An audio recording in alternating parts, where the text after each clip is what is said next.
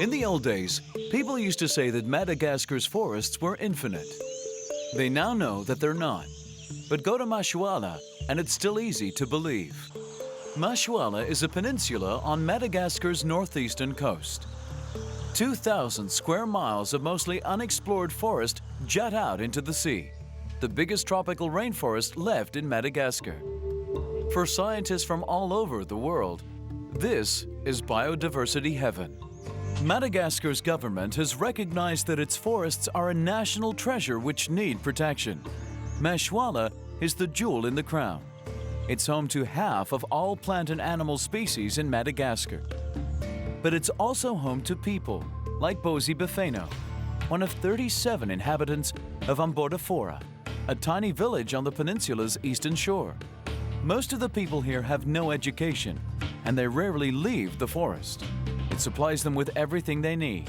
Small areas of forest are cleared to plant rice, just enough to feed the village. They catch fish in the sweetwater rivers and on the beaches, using old, unchanged, and very efficient fishing methods.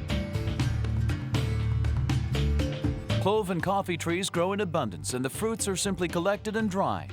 Dried fish, cloves, and coffee are sold to passing boatmen, who take them to market in Maroantsetra, the nearest town. The forest can easily sustain small villages like this, but the balance is delicate. Ici, tous les gens font la cuisine avec de bois. Donc, si les gens augmentent, Here, everyone does their cooking with wood. If people increase, they'll need to cut a lot more wood to cook with.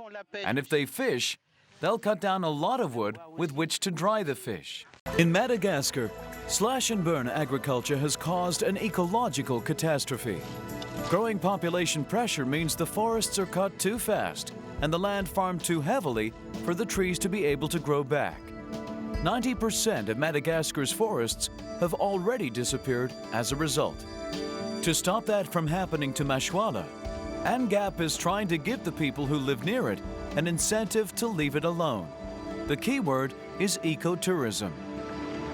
When the people in the small village of Ambanasani on the outskirts of Maroantsetra needed building materials or firewood, they'd go and get them from Nosy Mangaba, the small island in the bay a 3-mile boat ride away from Maroantsetra.